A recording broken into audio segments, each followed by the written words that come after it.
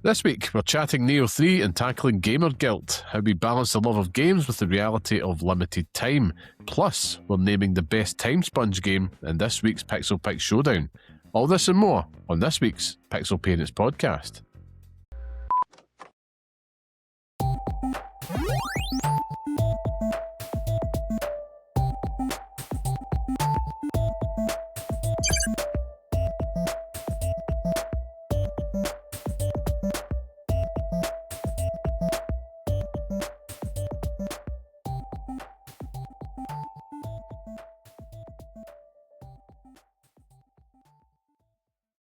Hello and welcome to the next episode of the Pixel Parents podcast, the show that discusses all things gaming from the perspective of parents. I'm your host, Liam Kirkkelvin. Today, I'm of course joined by the bearded one, formerly known as the Tastemaker, Scott Curry. How are we doing, Scott? I'm lamenting the loss of my name. I am nameless, the nameless king. I'm actually very well. It's been pretty good. A random Dark Souls 3 reference 1 minute into this episode, Liam. I say that was just like references upon references at the start there for long-time listeners and fans of the Souls series. Broke my record to mention Dark Souls in an episode, but I'm pretty good. How are you? I'm good, man. Yeah, listeners can probably hear me a little bit choked up. I've caught my third lurgy for 2026, and we're only about 6 weeks into the year, so that is a record for myself. So yeah, thanks to the family for being so generous. Just one time, Scott, instead of coming home with germs, could they come home with, I don't know, a $5 or something like that? You know, just something. Look what I found. So that's just great. a $5. Just a $5. You have to stop going into doctor surgeries and kissing everyone, Liam. That's your problem. You're kissing everyone there. That's the life of a kissogram, though. It chose me. But yeah, bar that, man, good. It's been a good old week of, video gaming and such. Lots of cool stuff to talk about this week. One in particular that's been, a pleasant surprise, shall we say. But, I'm just going to get some housekeeping out the road. Just straight to it. There's an energy this week because, it's episode 99. We're pros. We can do this in our sleep. But yeah, for people that don't know. This one comes with a flake in it. There we go. Yes, I like that. But this is the Pixel Parents podcast, a weekly gaming show by parents discussing all things gaming whilst raising little ones. You can get new episodes every Friday on YouTube, Spotify, and Apple Podcasts. Subscribe on YouTube so you don't miss our tired faces. You can also find us on Blue Sky at pixelparents.bsky.social or email pixelparentspodcast@gmail.com. You can support the show for free as well at patreon.com/pixelparents. You get bonus shows, community chat, and it'll cost you £0. And if you can, drop a wee 5-star review, share the podcast online with your friends, follow us on Spotify, whatever you do, it does help us out. And of course, thank you to everybody that does join us each and every week. So with all that out the way, Scott, should we say? I was only joking when I said I'm a pro, right?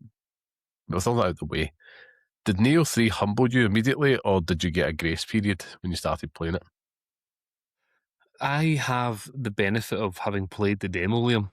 Mm-hmm. So the humbling came earlier than I anticipated. Months ago, I would say, with the first demo. So jumping into the main game, I actually felt comfortable where I was. It felt good to kind of pick it back up and jump in from where I had kind of started off from. My biggest problem is the weapon that I've chosen and the route that I've decided to go down with the Odachi is a rough gig there, but I wouldn't say it humbled me. No, it's good. It's good, yeah, man. Good. What about yourself? For all intents and purposes, Nioh 3, yeah, it's finally here. I didn't play the demo, but we've now had both ample time, hands-on with it. So I thought, good to just get straight into it, what our first impressions have been, kind of where it's hitting and that. For me, I'm really enjoying it, man. Like, it wasn't on my radar at all. But funnily enough, after we talked about the FOMO chat last week, thinking, here I am, immune to the powers of FOMO. And then there was just this little buzz of Nioh 3, and I thought, do you know what? Because I've been meandering through Dark Souls 2 again and going back to Elden Ring, I thought maybe it's the universe is telling me something, that you need some punishment. You need some good old-fashioned punishment. And, each to their own.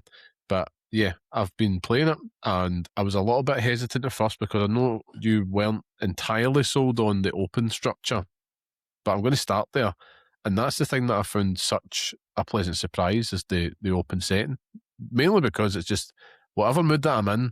So if I'm wanting to just go full on sweat, just take on all the bosses, which is a rarity, it's like I can do that. But otherwise, I can just explore and still feel that sense of progression and level up. And the only thing that comes close to it is Elden Ring. I'm not saying this is Yeah. like Elden Ring, but it's the only comparison I can make in my mind. And I've been really enjoying it for that. I don't know about you. I mean, how do you feel about the open world setting now? You've had the time the demo, but it's now in your hands proper. Has your thoughts on it changed? I think given time, it has settled in a little bit, and it's become the norm. Being able to track the stuff on the map, the way that it works is it kind of works in tiers. So you've got like level 1, level 2, level 3, and level 4 rewards depending on what you find. So your level 2 reward might show you everything else on the map, so you can just go and clear it. And that's the kind of that's the dream for a completionist. Like Yeah, going to yeah, find everything, which is pretty good. And it has, it's definitely warmed. I've definitely warmed to it as time has gone on. Um, I think that it's missing a couple of things for me. yeah. Um, I beat my first big boss like this morning, and it was a fucking nightmare. Like it was awful, and that's exactly what I wanted. Like Yeah, I yeah, was saying to you, it might have been last week or the week before, saying that I feel like I'm a little bit out of touch with these games because I feel like I don't have the patience, or yeah, yeah. they're maybe a bit too difficult because I've not played one for quite a long time. And this run to and from the boss, just kind of coming back in, coming back out again, and dying, figuring out how to move around the boss, how to kind of attack it, and things like that is like that's when you start to fucking really vibe with this game, and you start to figure out the combat and stuff like that as well. And that's exactly what's happened. Is Mhm. that boss fight has genuinely been the eye opener that I needed to be like, Yeah, yeah, yeah. like I'm really really enjoying this. And the annoying thing is that after I beat that, you get access to a sprint button, like a proper sprint, and Yeah, it's like yeah. you're fucking darting around that map like a madman. So it's class. Um, the one thing, and you made the mistake of bringing up a separate game to me, and it's like if I could ask Team Ninja for one thing, and it might Mhm. happen, it might not happen, but if I could ask them for one thing, it's just like a Oh, glider of yeah, sorts, yeah. just to kind of jump off of things, because having to make your way down and take damage is a bit of a pain in the arse. So if I could just have a glider just to make my way through with Yeah. this pace, would be fucking so nice. It'd be You know, so cool. you're absolutely bang on because that's probably the thing that it feels that is missing a bit from the game, just Hmm. something else for traversal. Don't get me wrong, you're fast as fuck when you're sprinting. You're doing the Yeah. Naruto run practically, especially in like the ninja style, which we'll come to. But yeah, like a wee glider would do well because there has been a couple of bits. I'm just very much still within the first handful of the kind of early level exploration areas of it, and I've just been enjoying that. I've got a funny story about that. Actually, I'll just go into it now. But I've managed to get like the ROG has effectively became like my PlayStation Portal. So I'm sitting playing that just like through cloud streaming a lot of the time, which sounds mad, but there's just hardly any latency issues at all. And yeah, it's just been fantastic. But yeah, kind of exploring stuff, and there was a bit going down very early on down a few cliffs, and I did have that thought like, man, this is crap that you take full damage because I thought maybe you don't. I know. I think again, closest comparison to me here is Elden Ring. Is it something that I was expecting there'd be no full damage, but it's just that little reminder that this game isn't arsing about. It Yeah. is going to kick your ass. And I think we'll come back to the difficulty part. But I wanted to touch on what I mentioned there about the styles because the thing that you take the open aspect, you've mentioned like the traversal and stuff like that, and I think this is what helps work so well in the series. And it was a very sweaty, linear experience beforehand. We both played Nioh 1 and 2. You platinumed Nioh 2, but instead of like running into the walls, you can still find the fun elsewhere. And I'm finding that I'm having the most fun with the ninja style because it just feels like I can run away and it just feels like an old school action RPG. like a Ninja Mhm. Gaiden type, but I'm still going in between the two. It's almost like that's my exploration style. But when it comes to like my boss mode or the serious fights, it's always samurai style, just because like it's a little bit more measured, a little bit more controlled, taking advantage of like your key pulse and all that stuff, which is missing from the ninja style. But have you flexed between them much? Have you experimented, or are you just firmly in one or the other? Firmly Odachi, if I'm being honest with you. Yeah, Probably to my own detriment, if I'm being honest, because it's like there's lots of things that you can do with ninja. I do find that if I'm using the ninja, I'm jumping up at people's heads and dashing through the air and stuff like that, and it yeah, feels great. But um, the Odachi is just like flexing that fucking massive sword and taking advantage of like parries and oh, yeah, deflects and everything like that. It's perfect for it. So it's just completely opened everything up for me. Um, and I really wanted to actually, use the styles. It's like the combat styles and things there hmm as well. hmm Like you've got obviously high hits, left hits, right hits, blah blah blah. yeah, And yeah, it's that slowly sort of opened up there as well. So it takes on a lot of what's the word? It takes on a lot of Oh, it's going to get there, folks. Um, a lot of things to sort of deal with. Like it's yeah, complex. The yeah, complexity of it yeah, increases as time goes on. So you're having to think about, are you going to go in with mid attacks and work hmm them into low attacks and high attacks and right attacks and stuff like that. It's like that's the bits that I really enjoy, is that hmm nitty gritty of it. But the fact that they've given you another option in terms of ninja style, it's completely changed the game, and yeah, it yeah, has its own. I play with the Kurasagama, or whatever it's called, so the uh-huh. fucking swingy thing, and you scud people with that. Um, but I don't know. Has it got other weapons as well? Is it like Yeah, tonfa and man. like claws and stuff like that as well? The tonfa is kind of the one that I'm defaulting to, which is just like big wooden sticks, effectively, very much. Oh, here's again. Um, no, it's not that. Pass. I was going to say it was like a ninja turtle. It's not. But you've got the tonfa, you've got the ninja swords, dual swords. You've got the Kurasagawa as well. I think there's another one that I'm forgetting. You talk about the samurai style, so you got your straight up sword, you've got the odachi, you've got dual swords, you've got the spear, axe as well. I'm Yes. always a fan of the axe in these games, much to my own detriment. I like to think I can use it, but I can't. I always just end up defaulting to a sword because the odachi, it's badass. It's this big, massive sword, but yeah, it's difficult to master for sure. But Oh, the so trade off is difficult. the damage, man. Like, is worth mastering, but Hmm. you're kind of offsetting your own speed.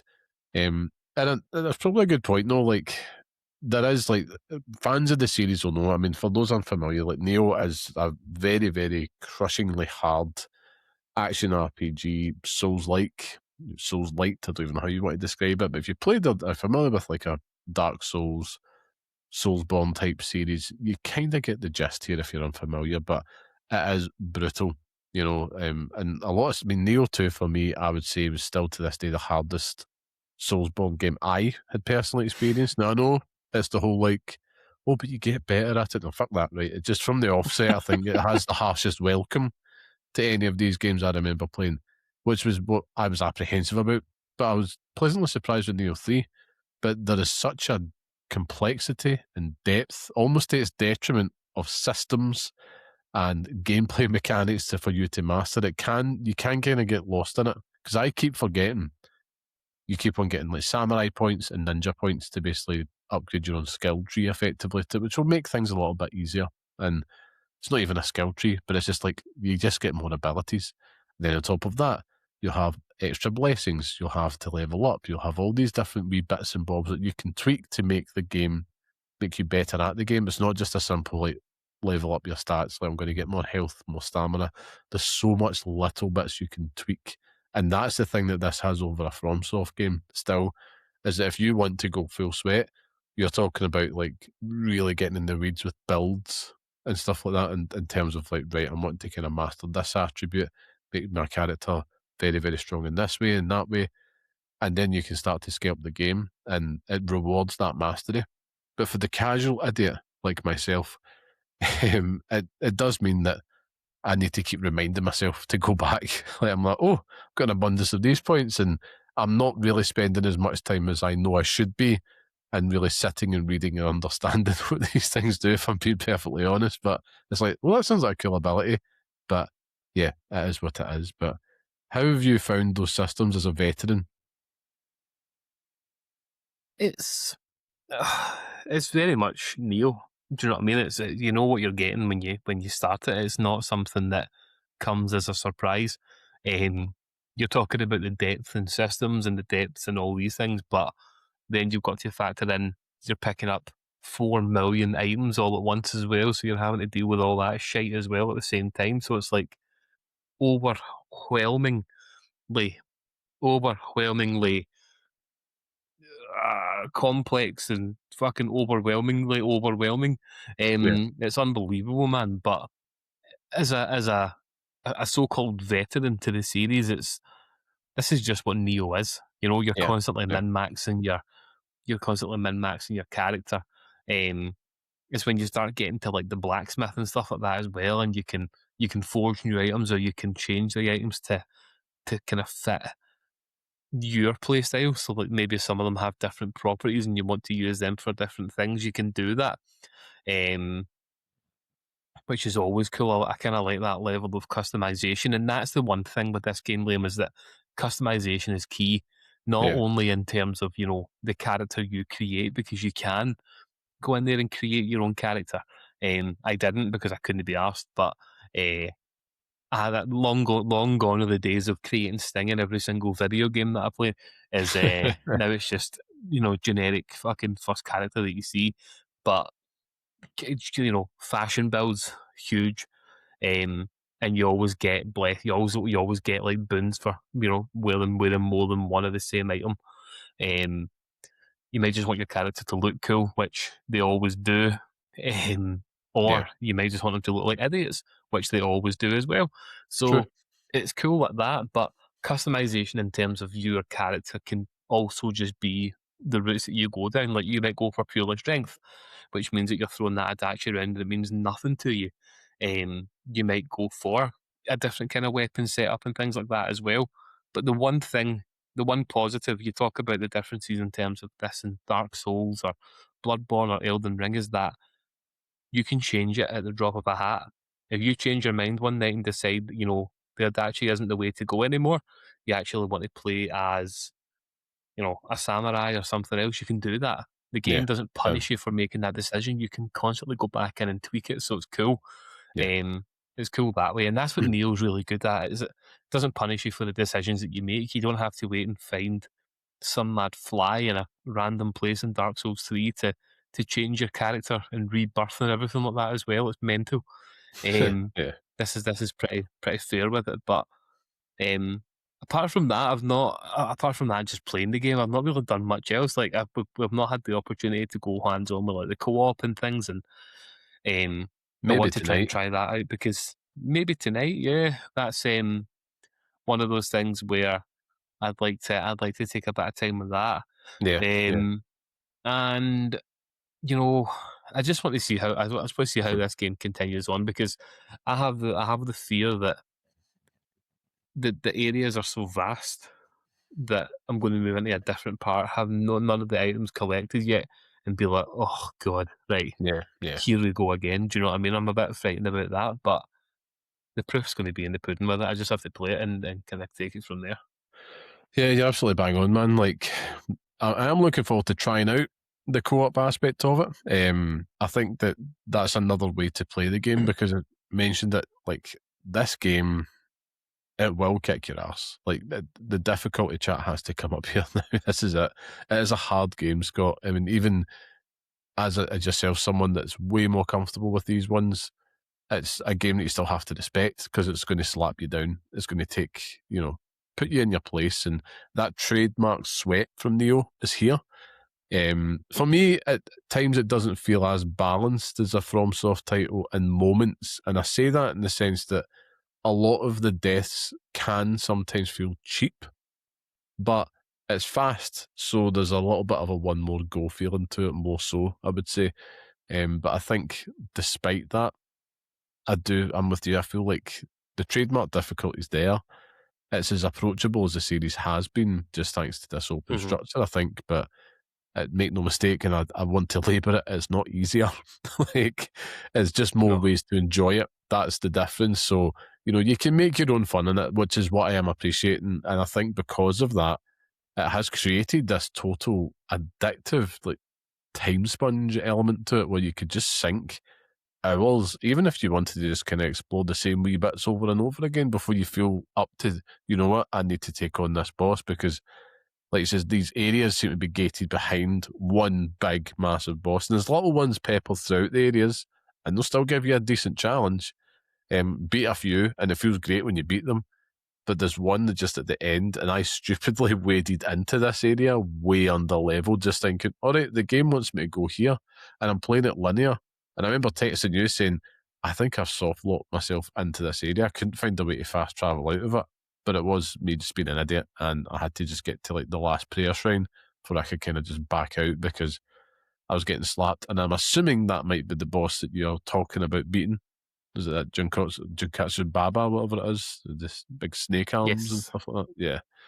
it is Nightmare, man. indeed. Yeah, it took Nightmare. me so long to do it, but we got there in the end, and we got our rewards. Do you know what I mean? Which was nice. Yeah. I have to say, like, even the first boss, like, because the game is teaching you the systems, and the very first boss before you enter the open area, that wasn't a joke.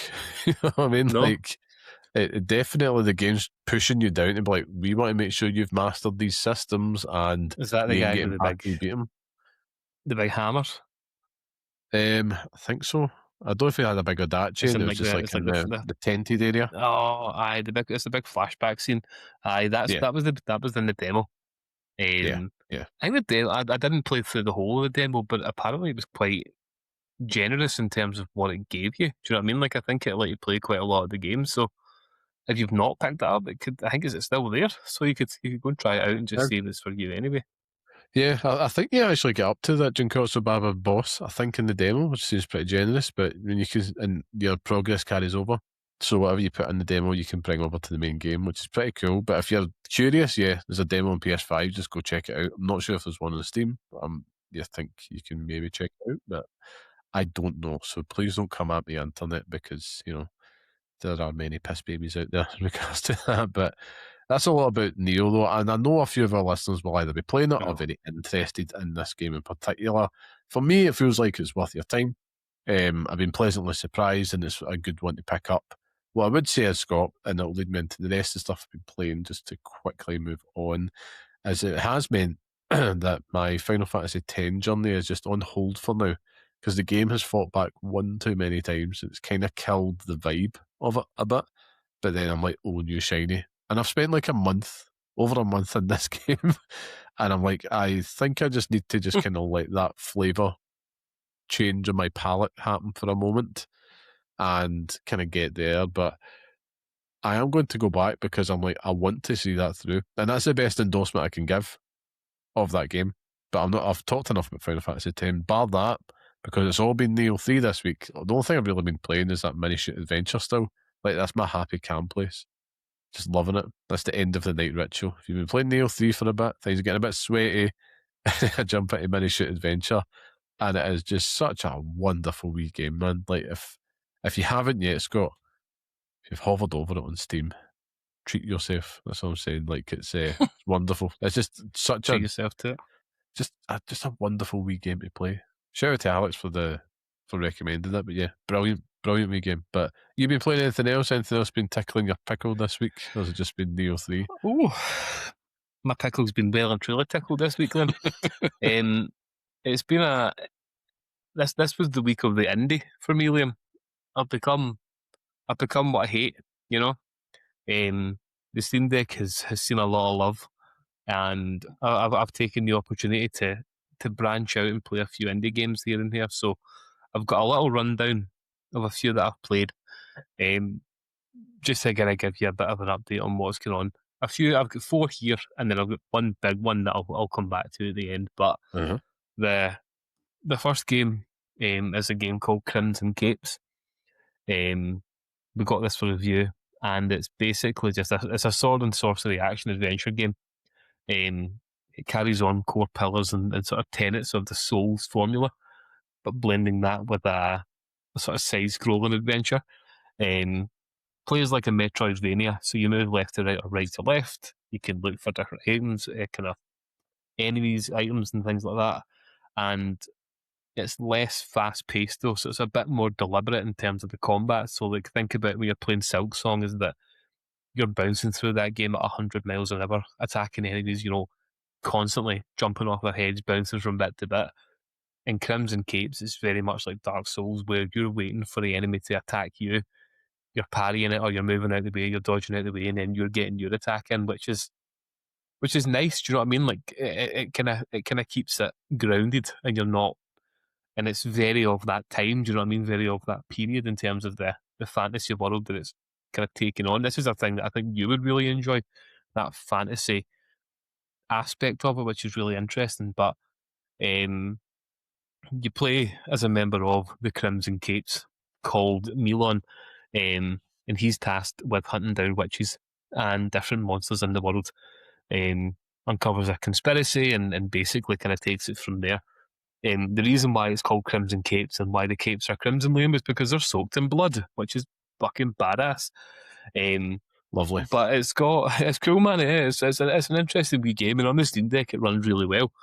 Yeah. And I think that it's one of those games where I'll go back to it over time. It's maybe not one that I have the desire to kind of run through at the moment, just with the other games that I've got on. But it's one that it's always a nice wee thing to go back to, and the art style is really interesting. Like, it's not, it's kind of like how do you describe it?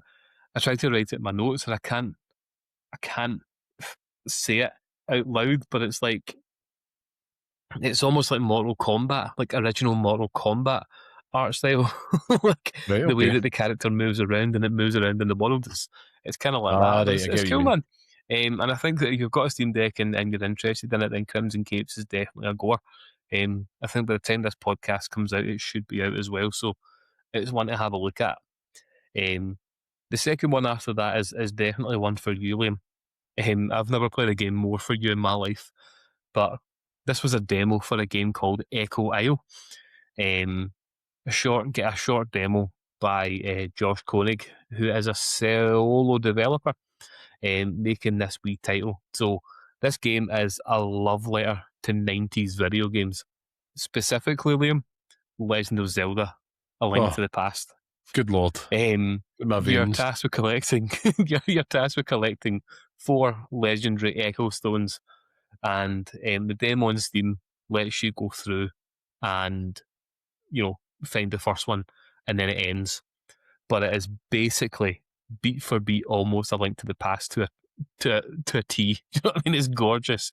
The music's great. You find a sword. You've got a wee dash. You can flip over things. It's cool as fuck. It's so good. Oh, man. And it's short and sweet. So one of the sort of key points on the Steam page for it, because now we care about Steam pages, Liam, because I've got a Steam Deck and things, is one of the key points of it is that it's short and sweet. Do you know what I mean? It's a game that can be played in one sitting. So All I right, think I right. finished the demo in about 20 minutes to half an hour. But I Yeah. think that the game says that in one sitting you'll have it finished, which is nice, which is what we would want from a game like this. Something that Yeah. doesn't fucking fanny about, is still an enjoyable experience and really respects the time that we have as parents. And I think Hmm. with younger kids, it doesn't have screeds and screeds and screeds and screeds of dialogue. Is that Yeah. it's very minimal in that regard. So to play it with the little ones could be pretty good as well. I think it's an interesting one there too. Um, and I'm buzzing for it. It's on the wish list, and immediately the minute that game comes out, I'll be picking it up because it's fantastic. So Echo Isle is another one. And the final little game that I've been playing, another Isle game, Liam, the Isley brothers over here, is a game called the Isle of Sea and Sky. Um, I started this one last week, sort of very early on. So this was before Crimson Capes and before Echo Isle, but I was on, where was I? I think I was on Blue Sky, and I was looking at different videos. You know how you get clips for video games that come up and people recommend and stuff. and I saw this, and I was like, this could be a little bit of me in here, by the way. So Mm. it boasts itself as an organic open world puzzle adventure game. Basically, what that means is that you are thrown into this island, and you basically have to figure your way around it. Do you know what I mean? So it's a puzzle game, and it's block puzzles where you push different things and you work it out. You've got bells you can ring. You've got different things that happen, and that has an impact on it all. But you're constantly having to make sure that every single step that you take has purpose. Do you know what I mean? So like, if you make one wrong move, you can reset it back. You can reset the whole room, or you can reset back one step, and you kind of move it back for that. But Yeah. it's cool, man. Like, it's one of those things that it's so, how to describe this in a nice way. It's so unintrusive in terms of the the time and the energy that it demands of you. This is one that I could sit next to my wife and play, and like, you don't Right. have Okay. to play it with both hands on the steering wheel. Do you know what I mean? Like, you can play it just with the movement buttons, and that's it. Do you know what Yeah. I mean? So you're basically kind of working your way through it that way, which is cool. Um, the game isn't difficult it doesn't increase in difficulty in terms of tech. You know, you're not worrying about fighting enemies or, Yeah. combat in any way, shape, or form. The difficulty is just within those puzzles. So over time, they will obviously get more difficult, but it's so cool. Like, and if you get stuck at one point, because there's no order or sort of, linear properties to the game, is that if you decide that it's maybe a bit more difficult to get through this area and you want to try a different part, you can do that. Do you know what I mean? Like, it doesn't tell you not to do it. You can do whatever you want. Um, but yeah, this will be one again that drop in and out here and there. And when I look at it on Steam, it is overwhelmingly positive. Do you know what I mean? Like, it's like everyone who plays it seems to love it. So it's definitely one that, again, will live on the Steam Deck. The character looks like Maui from Moana, which is always a winner. And it's just one of those games that continues to give without taking too much, and I really like that for it. So that's the list of the smaller titles that I've been playing, Hmm. which is a fair few. And I'll leave you with this, Liam. This is going to be a topic to bring up next week. But I'm also at the moment playing a little game called Mewgenics, Oh, right. Okay. He's sprung for it. which we said, not too sure about. Everything that I saw about it was like, maybe this isn't for me. Maybe this isn't something that I fancy. And I listened to the Patrick Cletick interview on Remac Radio with the guy. What's his name? Oh, Ed God, I something. can't remember. Oh my god, I can't remember his name. Pass. I do know. I'll get it, but it's annoying me. I'll find it. But the guy who makes it basically, and um, Ed McMillan. That's it. Mhm. And that's a name I should know. And basically, uh, talking about sort of the development of the game, and sort of how he deals with all that as a parent and things like that as well. Um, but over time, I was just like, you know what, £20 on Steam. I'll give it a go and just see. Yeah. Because it's one of those, and again, looking at it, hundreds of hours of gameplay, never ending. And just the art style and stuff is something that was appealing to me, and I thought that looks a bit silly, so I'll give it Yeah. a go and have a look. And I've played it for maybe about 3 hours, Liam. Mm-hmm. Might even be a little bit more than that, to be honest with you, but that is a game that, I will be playing for a while. And I can say Yeah. this, with the 3 hours that I've put into it so far, I think that it's going to be fucking massive this year. Oh, yeah. Yeah. Humongous this year. I mean, the early reception's been huge. It's been on my radar, but that's the funny thing is the review reception's been the very thing that's actually stopped me from purchasing the game, because all I seen continually was 100+ hours, and I'm like, I just don't have that in me now, Chief. The fight ain't that in the dog just now, because I've got other stuff on the go. But maybe it's something later down the line I'll pick up. But yeah, there's it's been something I was looking forward to, but I think that was one of the very few mature moments I had, because like I can't have my cake and eat it. I just picked up Nioh 3 And yeah, I just got to pick my battles. So unfortunately for me, I've kept away. But I totally get what you're saying. Like that, it's one of those ones that the only thing that's going to go against it is that it came out so early in the year, and we do have such a recency bias Yeah. when it comes to that game of the year chat. There's still a lot of bangers to come. A lot of, I mean, for example, Sony just announced, NAC 3 at the State of Play last night as well. Time of recording this will be the day after State. Who could believe that, eh? Who could believe that? And Bloodborne 10. I mean, ridiculous. But yeah. It's fucking unbelievable. What an age Fucking you're living. unreal. That in the Vita too. But yeah, no, I think you're absolutely, it's great to hear that you're having a good time with it, man. Like, then this is again the avenues that have been opened up recently since moving into the PC handheld space and crossing over to the dark side has come with some benefits. So it's good to hear, man. It's maybe that's just the perfect game you need whilst you're kind of, having something on the go. Is it something you can play in short bursts? Not short bursts, but you know what I mean, like shorter sessions? Or does it command big chunky sessions on the kludgy? Yeah. No, not at all. It's very much, you can dip in and dip out. It plays like, how do you describe it? So basically, you start from a hub area with your cats, right? Uh-huh. And you can breed these cats, quite literally breed them. You know what I mean? Like you see that in action. I've not seen humping in games for a long time, Liam, and I've seen it more than I care to admit in this one. But basically, you take them in and you have to create these cats. So you start off with 4, and then you work your way from that. So every single night you sleep, the cats might breed with each other and create kittens. So that's what you then use the day after the kittens. The day after the kittens are born, they then develop into adult cats, and then you can use them in the different sort of adventure mode. And the adventure mode it's a rogue light, where I think I can never tell the distinction between the two, but one of them you retain, I think it's in the rogue light, is that you still retain some of the properties that you had from the previous run. So like, say for example, Cat A had a perk where every single time they hit an enemy, they set them on fire. If you breed that cat next with another cat, they might then pass that down to the kitten, and then that kitten will have that same property, and you can just keep on building it and building it and building it from there.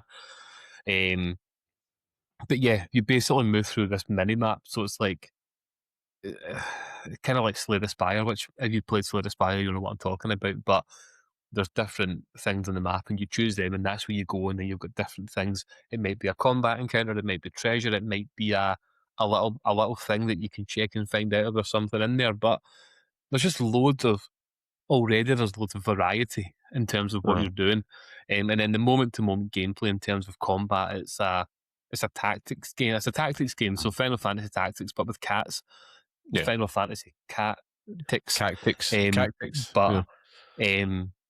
Cactics, Yeah. but it's cool. Like it's got a lot of sort of good things about it, and I think that 100 hours is being modest. If you see what people are saying about it so far, and going off history with the Binding of Isaac and stuff like that as well, is that people played that for thousands of hours. So Yeah, of course. it's definitely one of those games that's going to demand a lot more time and a lot more sort of respect with it. But to answer your initial question, if you want to dip in and dip out, like if you want to complete one combat encounter, or you can just stop it and go back, you can easily pick up from where you left off. Awesome. It's by no means overwhelming in that way, so it's good. Yeah. And I'm excited to talk about it more. I'll be talking about it in fucking July, still. So maybe it's the perfect see. game for you to have in those kind of micro burst sessions when you're, just kind of picking stuff up whenever you can at that point, or whenever the mood takes you, of course. But, what I will say to you, Scott, now, right, is when baby number 2 arrives, you'll be stunned as to how quick you fall back into like that routine, like baby routine. You'll be like that, right? This is muscle memory. I know what I'm doing. It's incredible, absolutely incredible. But I will say, I look forward to hearing more on the Mewgenics journey next week as well, because if it's a chunky boy, it's not going to be the last time you hear about it. I will have something else to bring to the table next week. I am playing something redacted, so it's just a wee ting there for us for next week. But I'm not going to overhype that one. But yeah, something pretty cool. Even I don't know what you're talking about. Indeed. It's GTA 6. No, I'm joking. But yeah, speaking of speaking of big time sinks and all the rest of it, and being careful with your time, we've been talking there about how Nioh 3 has got something that's checking the clock as well as Mewgenics. But it brings us to this week's main topic, Scott, which was actually submitted to us by our dear listener, Adam, Colonel, shall we say. It's all about gamer guilt, just about how we actually balance the games we love with the reality of everything else in life. And Adam was writing to us basically asking us outright if it's something we ever get ourselves, and do we ever actually get the gamer guilt? Of course we love playing games, but do I feel like it comes at the expense of our time better spent elsewhere, specifically is what he's asking. So I thought it'd be good for us to kind of start and just have a little wander through this topic here, Scott, because it's something I think a lot of gamer parents, but don't even have to have kids. I think a lot of just adult gamers can relate to be honest with you. But from the offset, do you get it, Scott?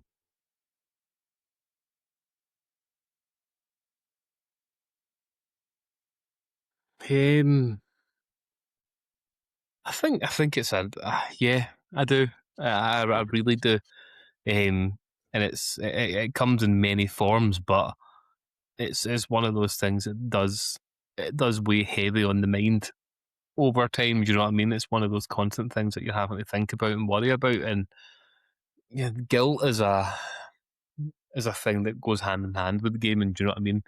Guilt in terms of I could be ironing tomorrow's clothes instead of playing this, or I could be getting things ready for tomorrow instead of playing this.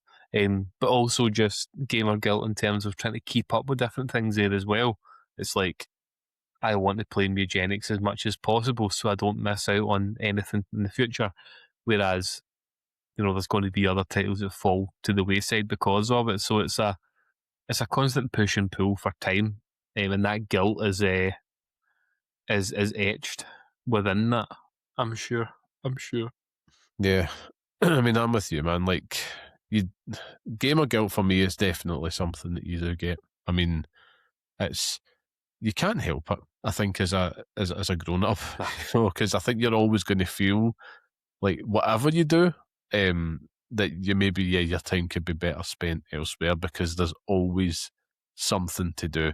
Now, I'm saying this saying this really, really fairly because yes, this is about gamer parents, but I think like I mentioned, any adult could relate to that. So if you've got kids, it's always that thing like maybe I could be doing something. Well, very rarely be with them, but it's probably going to be something for them because let's face it, you're going to be gaming during times where they're very rarely up and around with you. You know what I mean? Unless their attention's been held by the games or unless they're busy doing something else safely, gaming just isn't a hobby that you can really sneak in the same way. So it's usually, when they're in their bed or if they're having a nap or something like that, or if they're doing something with someone else, it's like, cool, I'll get some time in that way.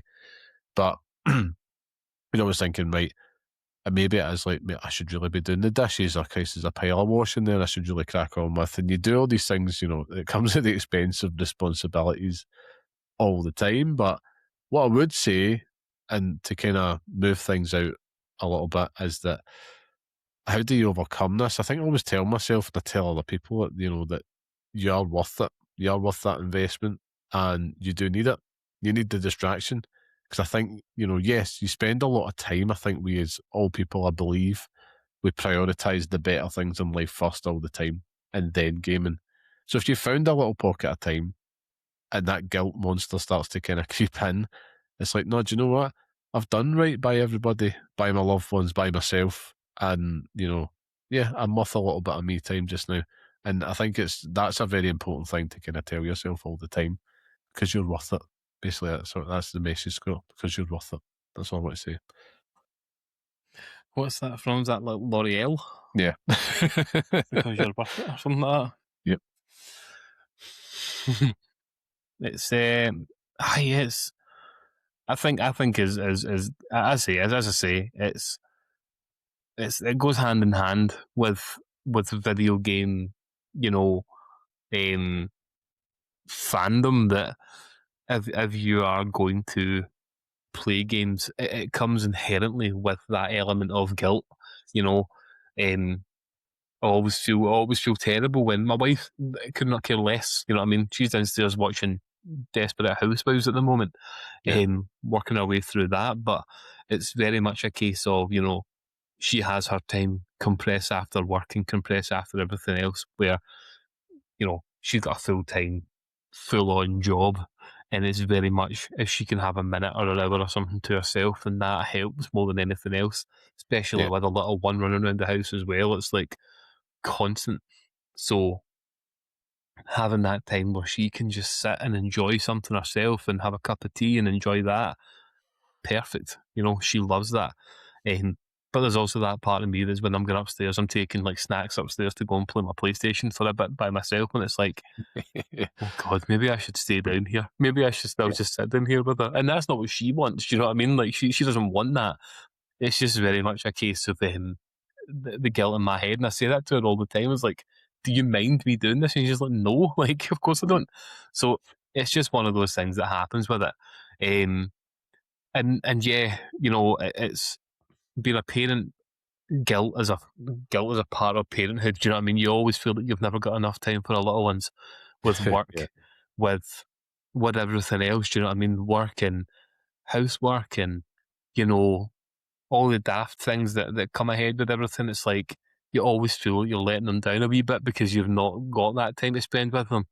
I mean, we work fucking all these hours a week, and we only get to spend a few hours at night with them when they're going to bed, and that's it. And you wish it away. Do you know what I mean? Like you do, because you're like going to go to sleep. It's just like yeah, you yeah, need to sleep, but you're wishing that away, and it's like this is the only time that you get to spend with them on a daily basis, and it's fucking brutal. And this is your reward for working full time and working hard, is that you get to miss that time with them growing up. And I do. I have so much respect for people who do it as a single parent, or people who do it with difficulties. It's like, fucking God love you, because it's really hard, but yeah, kind of it's just one of those things that it comes naturally as a parent. But if you're not a parent, it's also just, you might just have that guilt in terms of you could be doing better things with your life. Do you know what I mean? Like there's always that part of you that people who do platinum runs or do platinum trophy grinds and stuff. It's like all that time that you've spent doing that, you could have been learning guitar, or yeah. working out, or fucking picking your ass or something. Do you know what I mean? You could be doing anything but that. I do too. I And do it's too at the three, Scott. Um, so it's just, you already know how to play guitar, so we know which one it is. there you go. But um, it's it's just one of those things. Like it's just time. Time comes with guilt. The games themselves are just a part of it, but losing time is just is just a guilt.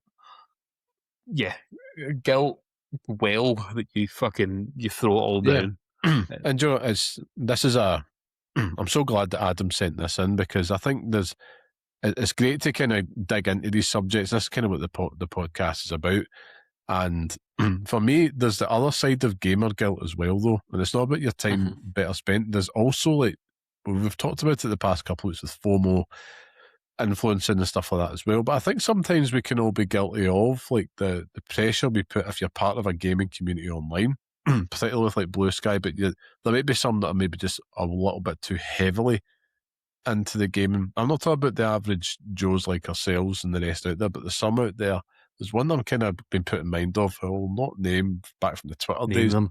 No, Name them. in my style. But it was more just like, I Shame. felt like everything, absolutely every aspect of this individual's life came back to gaming, the platinum grind, all the rest of it, to the point where you're just like, you felt like a little bit of like a fraud gamer, because like, Christ, I'm not doing that. Just that little twinge of that feeling. But then, of course, you snap out of it immediately. It's like, well, no, I have a life. I've got other stuff to do. But Yeah. my life isn't defined by my hobby. My hobby fits into my life. That's probably the best way that I would always look at it. Same way I do with playing guitars or watching films, but there's other things that I like to do as well, and you'll be the same. Like, you've touched on something so perfectly there. Like, you've got like other loved ones in your life, and we're not just talking about the kids, it's about your partner. It's like, I like to hang about with my wife. You know, I like to sit down at the end of the night and just ask how her day is and maybe watch some shite telly and just kind of be around. And then there is that aspect of parallel play, because it's like she'll read books, I'll play games. The handheld stuff is amazing for that. But there is times like you mentioned, but it's like, we could be in different rooms. Is that fine? But that check-in, because you still have all these hours in the day. You've both been Yeah. working, and it's like, well, you know, I'm just going to go peace out over here now. The kids are in their bed, and yeah, it's there's such a constant pressure, which will create that sensation of guilt, I think, to kind of pull you away. Or in some cases, like I mentioned, there might be a odd social media pressure that you're not there enough, and it's a constant push and pull. You know, it's not easy, because you want to be invested in your hobby because you love it. It's Mm-hmm. something you want to do, but I think it is vital that you get that time, whether it's 10 minutes, an hour. It has a positive impact, whether it's in the toilet, whatever. You know, it's just, and something we'll advocate for on the show. You know, involve the kids, involve your partners, involve your loved ones in your game, and don't treat it like it's a secret hobby as well. You know, I think that's something else we gamers are very, very guilty of as well, is that you might, like, if you're in a workplace, how often do you kind of talk about your gaming habits? And I'm very, very coy with it, because I'm like, right, maybe he's one of us. Maybe I can talk about this, you know, but otherwise, I've been in there and, you know, been in past workplaces where it's kind of like, you know, playing that's pish, that's for the mains. And it's like, well, you know, I wholeheartedly disagree, but I'm going to move on the subject, you know, and I feel like, you know, it's the IT crowd where they're talking about the West Ham score. You know, it can kind of go like that sometimes, even though I'm a football fan, but you get the analogy. But I think it's just because we are programmed to believe that this hobby is, by default, a waste of time. But I would add the caveat that any hobby is, that's literally what it's there to do. You know, it's there to kind of melt the time away.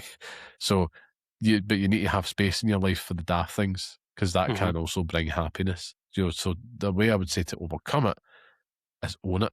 Just own it, man. Like, this is a constant.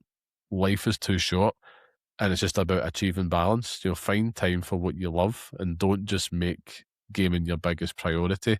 Just make it a part of your life alongside your priorities. And game is just a little add-on, you know. And sure, maybe you get a good month, right? And you can beat Mewgenics twice, and you've got 150 hours into it, right? And you're like, cool, chalk it up as a W, and we move on. You get other months when it's like, Christ, I am shattered.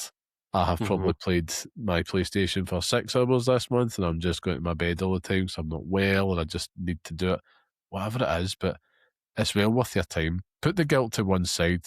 Just enjoy it for what it is at the time. If you get that wee extra time on it and you're feeling like, oh man, I've totally chanced it, it's great. But as long as you're doing all the time, it's cool. You know, if it gives you that time to switch off and have fun, we need it. But I will say this, Scott, in my closing argument or point. Someone I used to work with had said this to me, a very wise old man. And he says, you can't pour from an empty cup. And it's so very true. So if gaming helps you just replenish yourself a little bit, just go for it, man. Just go for it. That's all I would say. And we all know that you're not going to ever prioritise this over your loved ones or yourself, but you're just talking a couple of evenings and that. It's not quite time to kind of, you know, ditch the family and start over again just to pursue your platinum hunting career. You know what I mean? But Yes, yeah. aye. It's guy. It's a tough line to balance on. Do you know what I mean? It's I don't. Guilt is a horrible thing, and Yeah. and you know we're talking about guilt in terms of the time and things like that, but gamer guilt. Sorry to kind of drag this out a bit longer, Liam, but gamer guilt is also, you know, an element of it could just be about the fact that you don't have the time to, or not even the time, you can't commit to everything. Do you know what I mean? Like No. this year, for example, there might be a game comes out in August. Say, you know, I could name a game that I'll really love, Liam. Um, Um, in August. Christ almighty. anything, just anything. It I doesn't know. have to come out in August, but any game that I enjoy. Metal Gear Solid 2, Metal Gear Solid Volume 2 Okay. collection, whatever it is, right? That comes out in August of this year. The guilt in my head is that I'm not going to play that fucking day one because No. there's no chance. Do you know what I mean? No, Like, no. life gets in the way. And you know that's just me because I can buy these games. You may not be able to afford to pick up brand new games every single month. No. Um, and that's your gamer guilt right there. Like you're maybe not playing Mewgenics at the moment, or you're not going to play Resident Evil 9 until later on in the year because you just can't afford to pay for these games day one. No. And you feel that guilt, and you see people online parading it on there, talking about all these fucking games that they're playing. Us talking about it on podcasts, saying that we're playing them all the time. And at the end of the year, Liam, we'll find out how much that costs. But it's just like Fuck, I forgot about that. exactly. But We didn't it's just record one the of those podcast things that where week just in case my wife hears it. it's just it's one of those things where it's a constant battle with that kind of thing, and I don't think that it's necessary to feel guilt at that point. Do you know what I mean? Like you're trying No. your best. You're staying devoted to the hobby that you love. If you want to continue playing fucking Monster Hunter World every single day for the rest of your life, then do that. You Mhm. might be playing Rocket League forever. There's people who just commit to playing fucking Warzone. That's free. You know what I mean? Yeah. Like Yeah. they've got the console, they're playing Warzone, they're enjoying that. Is that the guilt is only guilt when you make it feel that way. If you can just separate yourself from that and just say, look, I'm still enjoying the hobby that I love and the games are still going to be there in 6 months' time, just fucking fuck that then, Yeah. Fuck the guilt. 100%. And you're gonna face that again very in a different way in July. And you're gonna have this incredible high, and this lovely wee bundle is gonna enter your life, Scott. It's gonna be a really, really special time.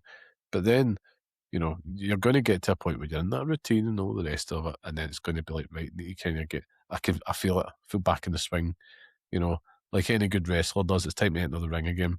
And it's like it's you're going to get that first initial sensation because you remember it so well when you had your first, like just picking the controller back up and like, right, how do I factor this into my life now? But then you're like that. It's a fleeting moment and it goes away because you're like, right, I played for 20 minutes or something. And off I go. Play for 2 hours. God knows, whatever it is, it doesn't matter. Nobody's watching the time on you. But the the benefit was you had a little bit of a mental break where you needed it. And Mm-hmm. that's the main thing. I'm with you. Like the guilt part, it will go away, but the value of it, because trust me, anybody in here that's listening to that, even both you and I can guarantee that all of us together are good, decent human beings that prioritise the good things first, right? Nobody here is prioritising games over that. Hence why I say just put it to one side. If, for instance, somebody is prioritising games over that important stuff, maybe you do need to, reprioritise things a wee bit.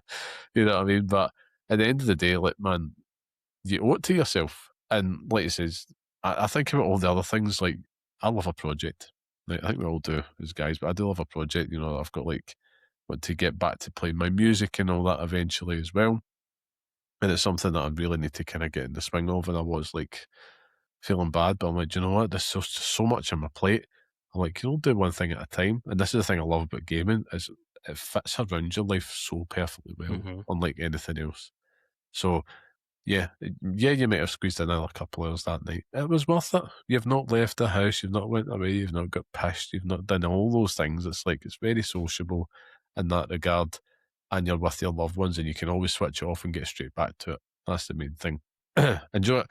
At the end of it, you can start to like factor in the wee ones into stuff, and it's amazing. You know Yeah. what I mean? And start to kind of share your knowledge, give them all these thousands of hours spent. And it's like, right, I'm going to just show you how to be a true gamer here.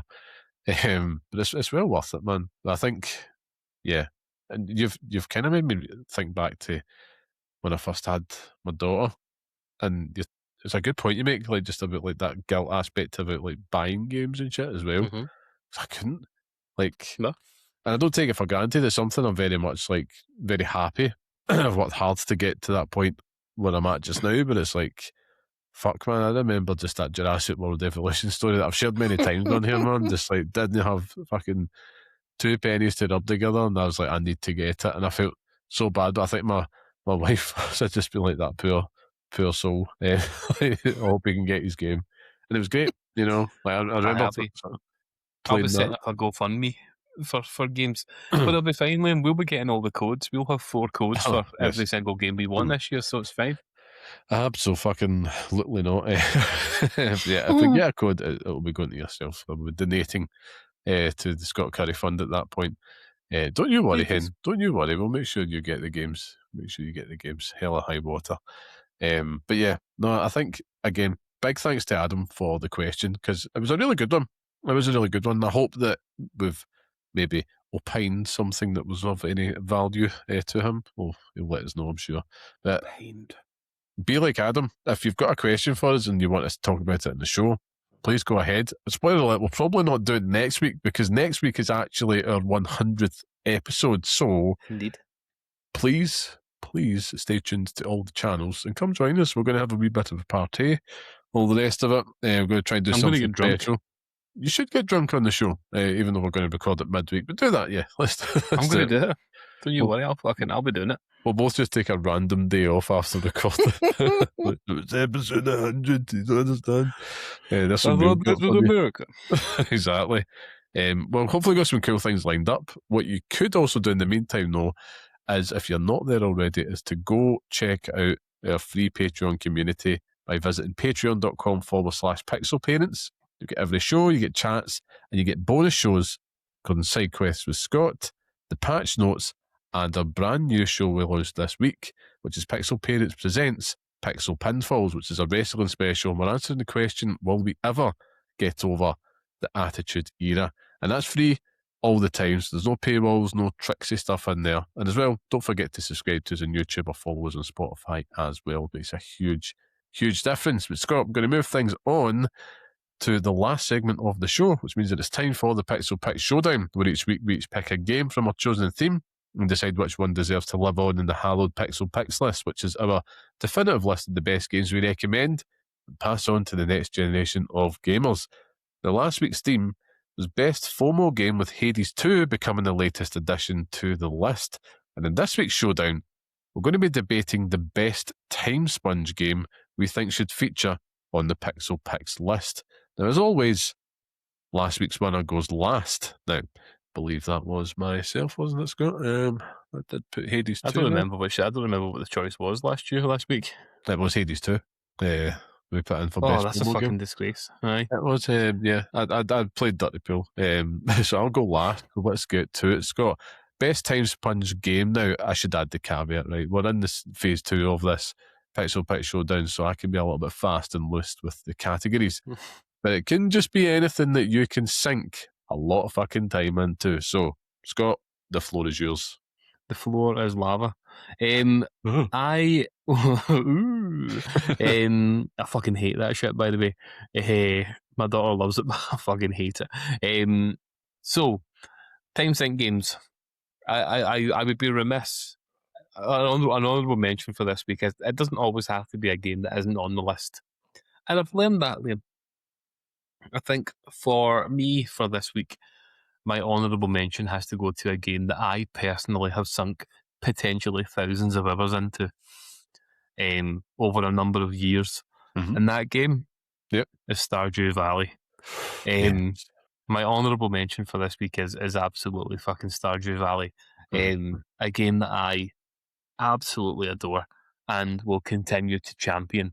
And it got updated recently with more characters that you can romance. So watch this space, Liam. Watch this space. We'll be watching. Don't you fucking wait.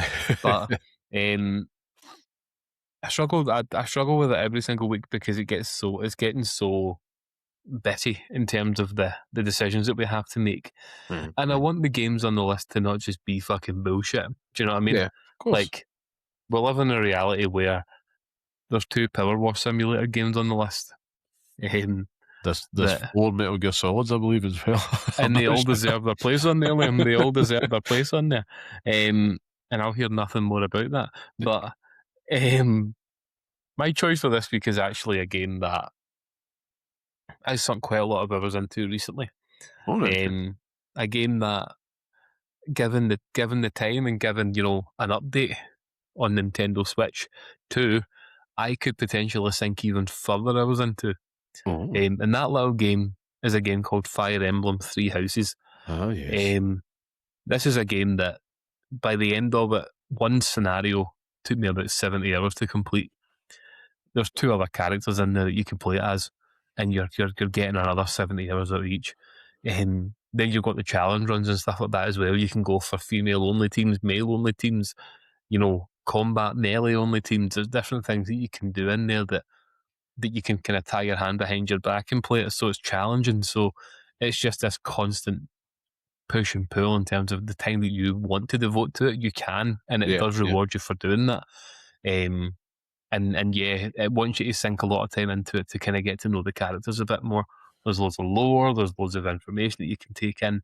The combat system isn't really, doesn't have a lot of depth to it, but that's fine because it makes up for that with the relationships that you build, and the characters that you get to meet. You're running around the school and you go and speak to every single person that potentially has like a speech bubble above their head to kind of beef that out a little bit more. And yeah, it is a game that, given time, Liam, I could potentially go back to. I fucking loved that game. Fortune's Weave cannot come sooner. But I think maybe after episode 100, we need to have a conversation about Nintendo. But we'll get there. But Fortune's Weave cannot come soon enough, because I think that if that comes out middle of the year, if that was to come out in August, Liam, I'd have to fucking buy it. Do you know what I mean? Like, it'd be like, absolutely. I'd be like, perfect timing, arguably. I'm fucking buying this shit. You know what I mean? And that's the only game that I'll buy until Grand Theft Auto. But yeah, I'm happy with my decision. I think that Fire Emblem Three Houses is definitely the option there. Lovely. I do like the choices. I tried to pick 2 games that I haven't picked before, including the honourable mention, just to keep things spicy. That's all. So my honourable mention, I don't think I've picked this before. I've definitely picked it for a main one. Goes to The Elder Scrolls 4 Oblivion, which is a game that I have sunk hundreds of hours to as but a young man, and as continues to do so with the remastered one earlier last year as well. And just a special game. It's always going to hold a special place in my heart, because I think that was the one that really did blacken my soul to the Western RPG in ways that other ones hadn't beforehand, and really just, I think my gaming went up a different level then at that point in my life, just to be like, I really want to kind of pursue these storylines, etc. And I think without that, I wouldn't have moved on to, other Bethesda games like Fallouts. I wouldn't have even dared to go near like your Mass Effects and stuff like that, because it helped me kind of pass my way through it. But because of that, I do also admit it's a little bit of rose-tinted glasses in my part as well. And also, I'm never going to win with Oblivion as my main pick, so that's why I've kind of pushed it out of it. But I thought, right, how do I play dirty this week, Scott, to try and go for the W? Pause there for a second, because the fans know this is going to be fucking bullshit. So continue. Well, I don't know if you know what's coming. Right, we'll see. But it's a good time sponge game, one that I can really definitively say that me personally, and perhaps you as well, have sunk a lot of time into it, and we're very happy to, almost to the point of it becoming an obsession. And for me, it was only one game. It could only be one game, and that game was Call of Duty Black Ops 2, because that was a game, Scott, I think collectively we might have sunk potentially the most amount of hours into, at least in the past 15 years. It was a disgusting amount of time that we had put into that game, Scott, to the point where I had reached Prestige Master rank, and you weren't far behind as well. This was a lifestyle. This was something that we had played a disgusting amount back in the day, but the game was fantastic. It still is something that I hold near and dear to my heart, and you don't play a game like that for so long without it being good. And no other game has had a hold on us together like that.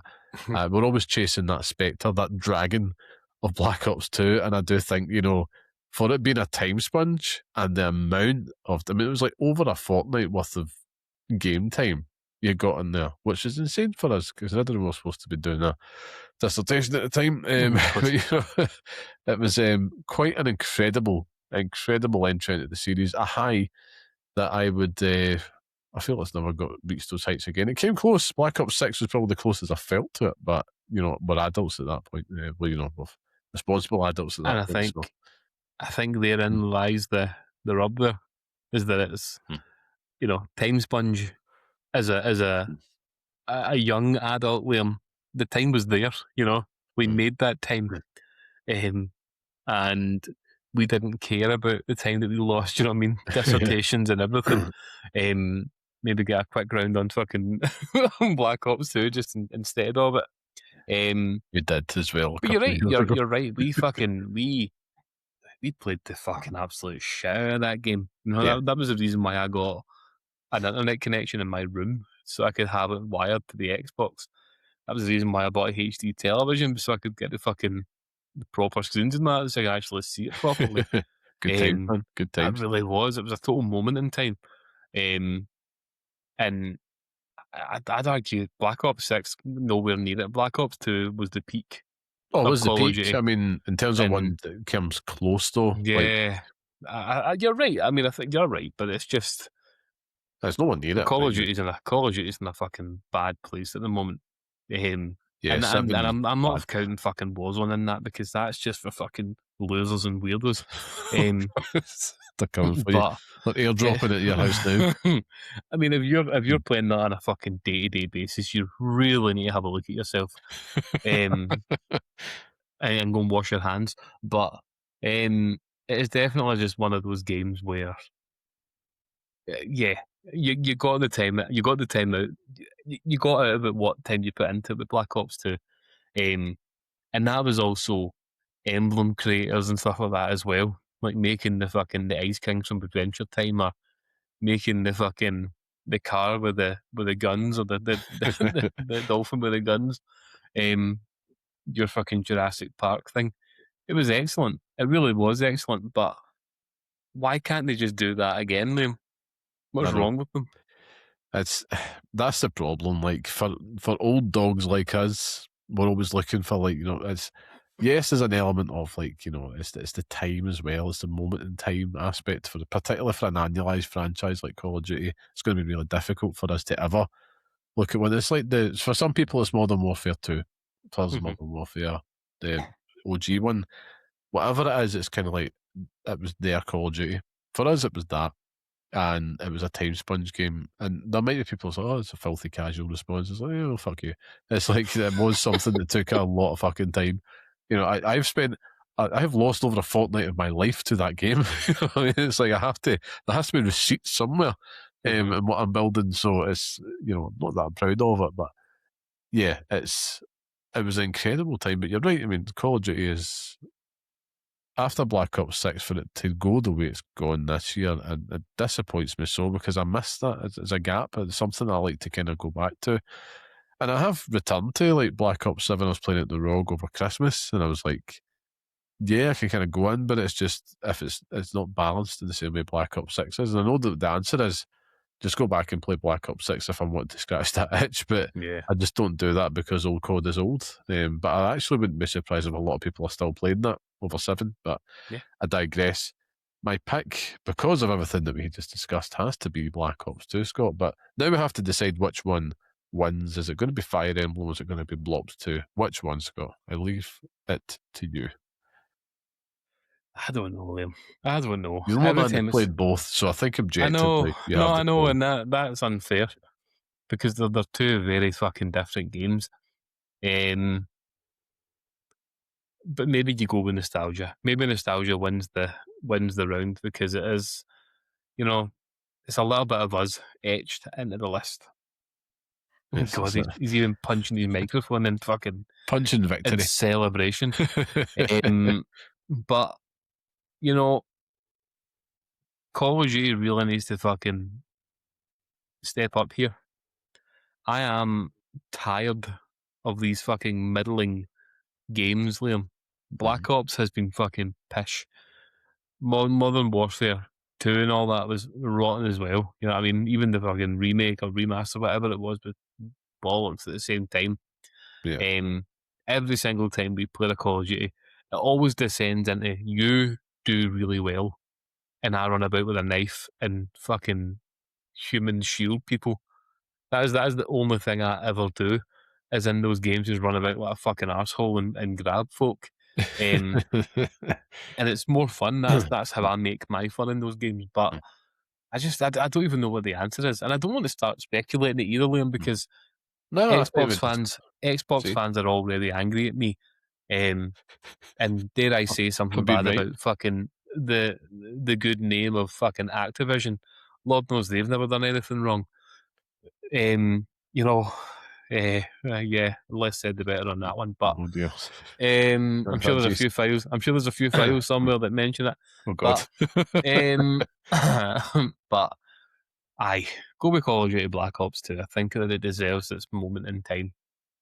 Yeah, yeah. Well, congratulations on Call of Duty Black Ops 2. And sorry, interrupting you again, because at the beginning of this episode, Liam, in the recording, you'll hear in the intro, Liam says, "We're talking about the best time sponge game," but in the try before it, the take before it, he just said the best sponge game. It's true. True. Immediately thinking about fucking SpongeBob SquarePants like that. Oh yeah, man, that's Maybe a that fucking could lock. be that could be a future entry. Listen, that's entry 91 on the list, so we've got another 9 entries to go.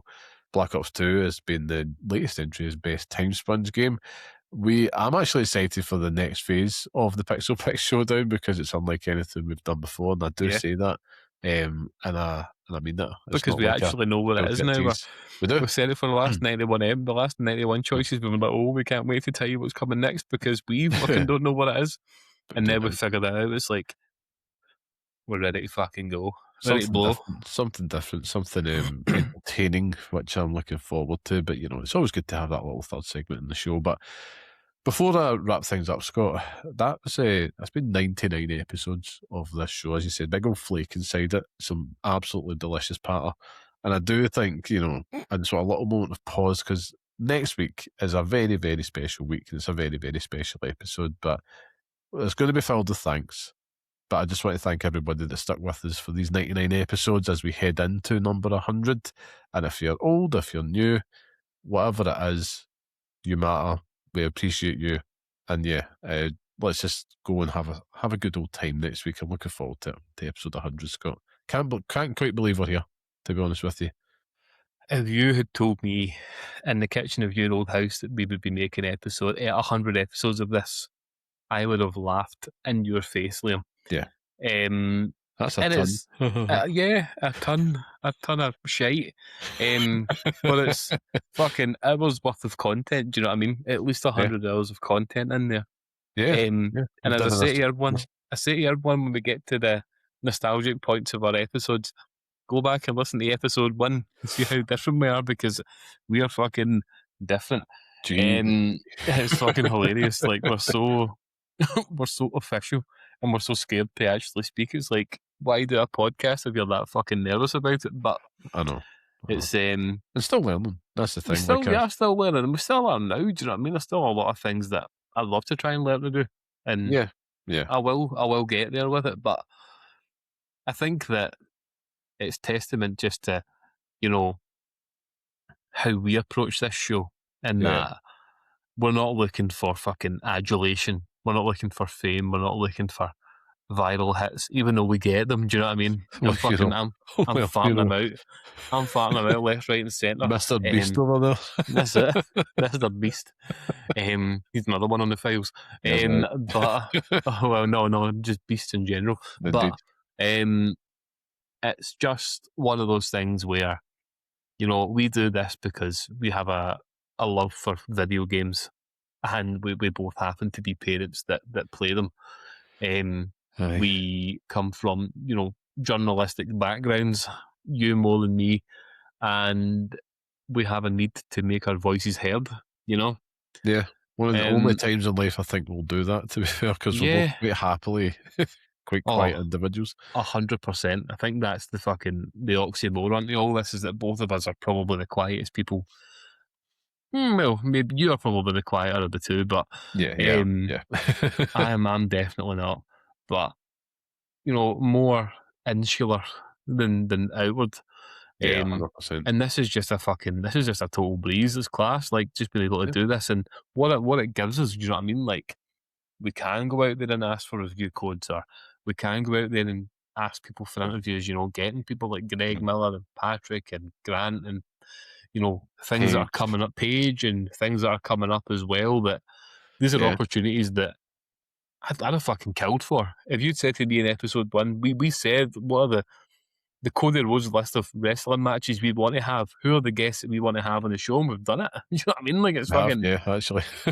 we've done that, and it's like unbelievable for a first year. Well, a year-ish, but it's just one of those things where it continues to fucking surprise me every single time that anyone listens to it. I know. That one viewer that we get is just c'est magnifique.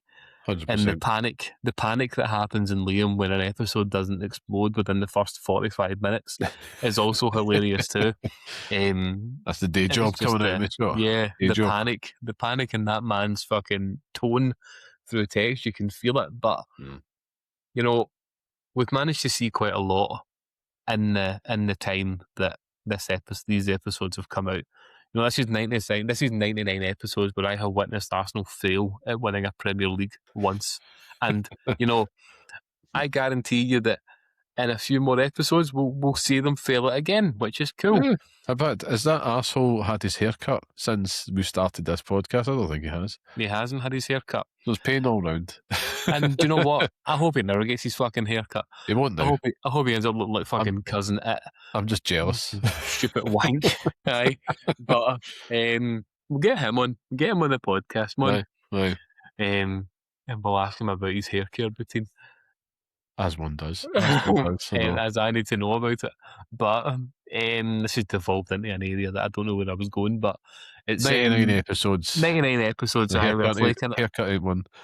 It's you've seen me go bald. I've lost my hair during this period. Yep. We're about to welcome number 2 as well. Aye, I'm going to have a number. Yeah. I'm going to have a number 2. I feel like I'm going to have a fucking number 2. Not just as a seed. But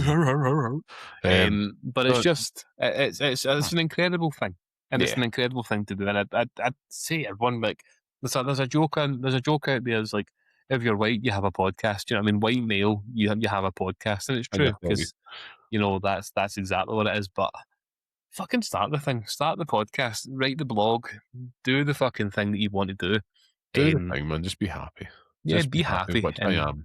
Shit things out, man. Just shit it all out and go from there. But 99, 100 episodes, there will be some surprises.